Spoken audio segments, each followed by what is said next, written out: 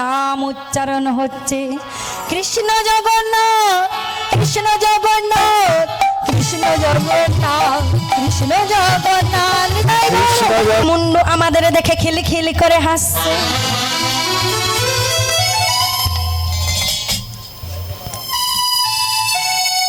গদাটা তো কৃষ্ণ ধরে আছে, বলছে কৃষ্ণ তুমি আমায় ছেড়ে দাও। বলছে শোনো শোনো শোনো, তুমি তো ওকে মারবে, মারবার আগে আমার একটা কথা শোনো। ভীমদাদা তুমি ওকে মারবে ঠিক আছে, কিন্তু মারবার আগে আমার একটা কথা শোনো। আমার কথাটা শুনে তুমি ওকে মারবে। যাকে তুমি মারবে বলে উদ্ধত হয়েছে সে যে সম্পর্কে তোমার নাতি হয়। ভীম বলছে কৃষ্ণ এই অসময়ে তুমি আমার সঙ্গে রসিকতা করছো? তোমার এখন কি আমার সঙ্গে রসিকতা করার ইচ্ছে হয়েছে? বলছে না না ভীম দাদা, ও হলো সত্যিকারের তোমার নাতি। বলছে ও যদি আমার নাতি হবে তাহলে আমার নাতির ধরটা কোথায় গেল? কাটা মুন্ডুটা এইভাবে ঝুলছে কেন? বলছে ভীম দাদা তোমার নাতির এহেন অবস্থা আমি করেছি। তোমার প্রথম প্রশ্নের উত্তর আমি দিলাম, তোমার নাতির এহেন অবস্থা আমি করেছি। আর দ্বিতীয় প্রশ্নের উত্তর তোমার নাতি যে তোমাকে দেখে হাসলো কেন, সেই উত্তর তোমাকে তোমার নাতি দেবে। তোমার নাতি বলছে না না ও আমার নাতি হতে পারে না, আমি একটা বিরাট বড় বংশে জন্মগ্রহণ করেছি। কৃষ্ণ বলছে শোনো, তুমি যে বংশে জন্মগ্রহণ করেছ আমিও জানি। তুমি হলে সূর্য বংশে জন্মগ্রহণ করেছ। সূর্য বংশের প্রথম পুরুষ হলেন ভগবান শ্রী বিষ্ণু। বিষ্ণুর নাভি থেকে সৃষ্টি হলো ব্রহ্মা।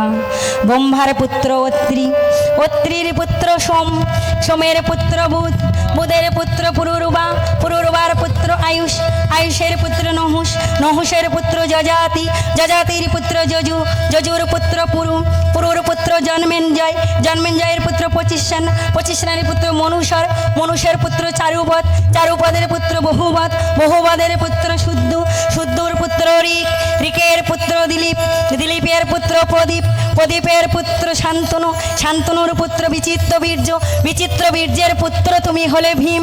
তোমার পুত্র হলো ঘটোৎকচ, ঘটোৎকচের পুত্র হলো যাকে তুমি মারবার জন্য উদ্যত হয়েছ, সে হলো ঘটোৎকচের পুত্র, নাম তার বর্বরী।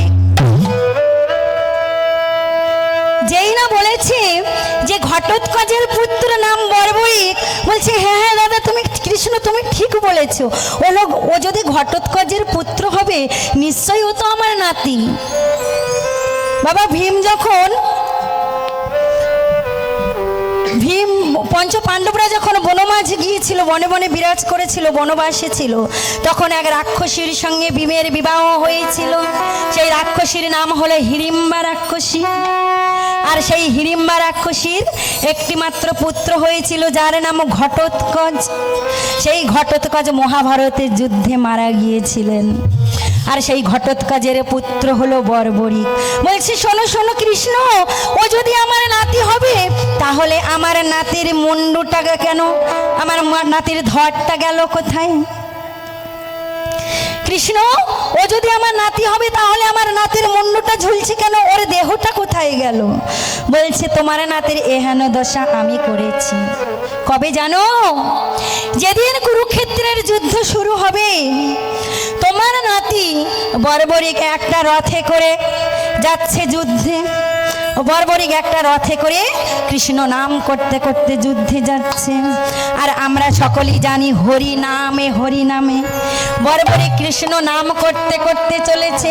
এমন সময়ে ভগবান শ্রী হরি বর্বরিকের সামনে এসে দাঁড়িয়েছে। দাঁড়াও,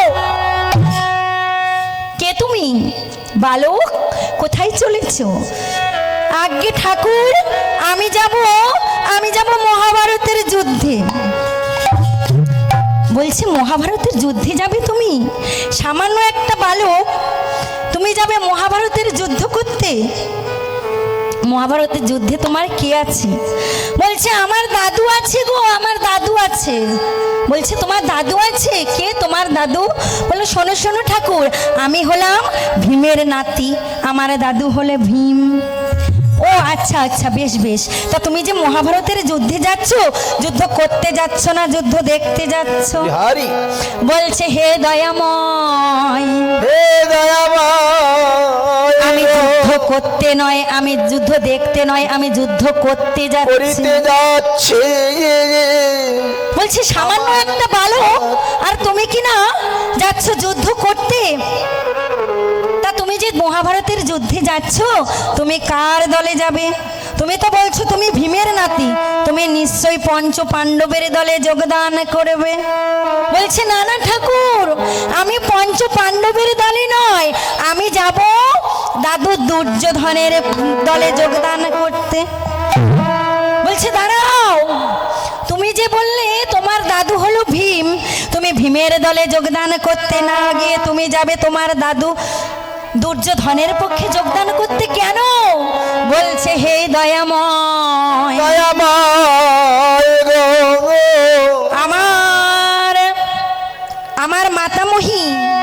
আমার মাতামহী হিড়িম্বা আমাকে হাতে করে যুদ্ধ শিখিয়েছিল।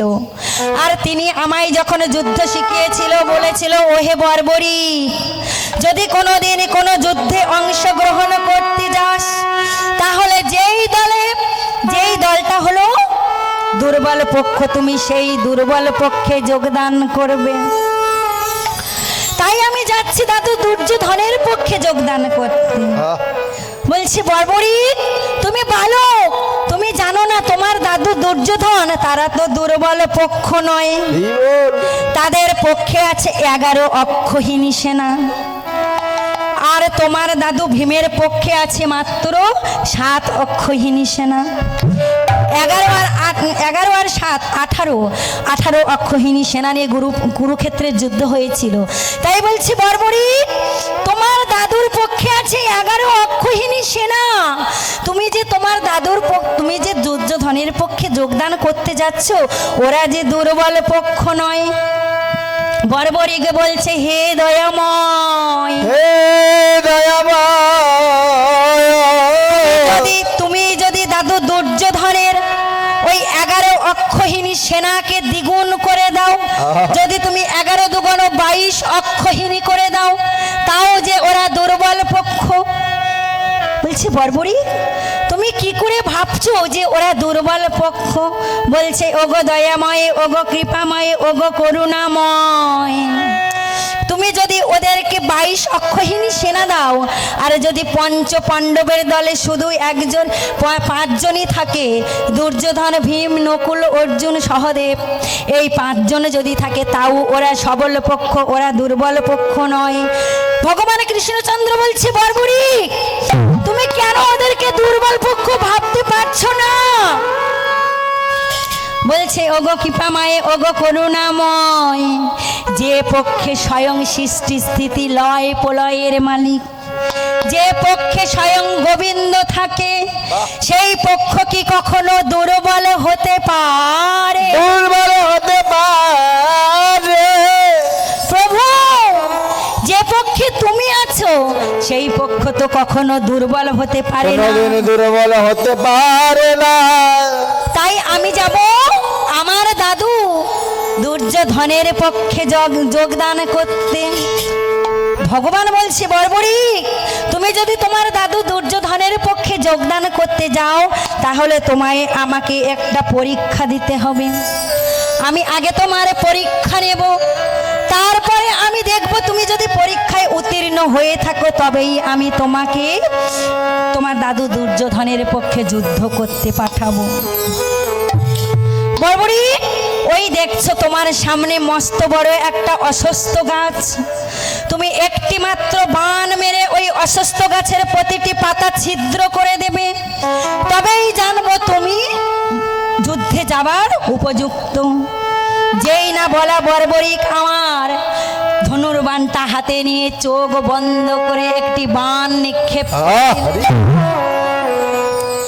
আর যেই না বর্বরী বানটি নিক্ষেপ করলেন বাবা, সেই বানটা ছুটতে ছুটতে ছুটতে ছুটতে গিয়ে গাছের প্রত্যেকটি পাতা ছিদ্র করে দিলেন। আর বর্বরিক যেই না চোখটা বন্ধ করেছে, ভগবান কৃষ্ণচন্দ্র আমার ঝপ করে গাছের দুটো পাতা তুলে নিয়ে একটা রেখেছে চরণের তলায় আর একটা হাতের মুঠোর মধ্যে রেখে দিয়েছে। বর্বরিক বান নিক্ষেপ করার পর বলছে, ঠাকুর যে দেখো গাছের প্রতিটি পাতা আমি একটি মাত্র বান মেরে ছিদ্র করে দিয়েছি, এবার আমায় যেতে দিতে হবে। বলছে, ঠাকুর এবার আমায় যেতে দাও, চেয়ে দেখো গাছের সমস্ত পাতা আমি ছিদ্র করে দিয়েছি। ভগবান বলছে, দাঁড়াও বর্বরিক, তুমি গাছের সব পাতা ছিদ্র করলেও কি হবে, এখনো দুটো পাতা বাকি আছে। বলছে, ঠাকুর কোথায় দুটো পাতা বাকি আছে আমায় দেখাও। এই বলে ভগবান যেই হাতের মুষ্টিটা খুলেছেন, দেখে হাতের মুঠোর মধ্যে যে পাতাটা ছিল সেটাও ছিদ্র হয়ে গেছে। ঝপ করে ভগবান আমার চরণখানি সরিয়েছে, চরণের তলায় যে পাতাটা ছিল সেটাও ছিদ্র হয়ে গেছে। ভগবান বলছে, বর্বরিক দেখো। বলছে, ঠাকুর আমি দেখবো না, তুমি দেখো। যেই না দেখছে পাতাগুলো সব ছিদ্র হয়ে গেছে। ভগবান তখন মনে মনে চিন্তা করলেন যে আমি যাকে চরণের তলায় রেখেছি তাকে যদি অবিনাশ করে দেয়, আমি যাকে আমার হাতের মুঠোয় রেখেছি তাকে যদি অবিনাশ করে দেয়, তাহলে তো পঞ্চ পাণ্ডব কেউ এর হাত থেকে নিস্তার পাবে না। বর্বরিক শোনো বর্বরিক, যদি তোমাকে যুদ্ধে যেতে হয় তাহলে এসো, আমার সঙ্গে তোমার যুদ্ধ করতে হবে। বর্বরিক তখন কেঁদে কেঁদে বলছে, ওগো কৃপাময়, ওগো করুণাময়, ওগো দয়াময়, আমি পঞ্চ পাণ্ডবের দলে এই জন্য যেতে চেয়েছিলাম যাতে তোমার ভক্তের হাতে মৃত্যুবরণ করতে পারি, কিন্তু দয়াময় তোমার এত বড় কৃপা, এত বড় করুণা, তুমি নিজেই আমাকে তোমার হাতে মরবার সুযোগ করে দিলে। এসো ঠাকুর, যুদ্ধে যদি যেতে হয় আমি আগে তোমার সঙ্গে যুদ্ধ করব। এই বলে বর্বরিক যেই না ধনুর বানটা ধরেছে, ভগবান কৃষ্ণচন্দ্র আমার সুদর্শন চক্রটাকে ছেড়ে দিয়েছে। আর সেই চক্রটা ঘুরতে ঘুরতে ঘুরতে ঘুরতে গিয়ে বর্বরিকের দেহ থেকে মাথাটা আলাদা করে দিয়েছে। আর যেই না দেহ থেকে মাথাটা আলাদা করে দিয়েছে, সেই কাটা মুন্ডু থেকে ভগবানের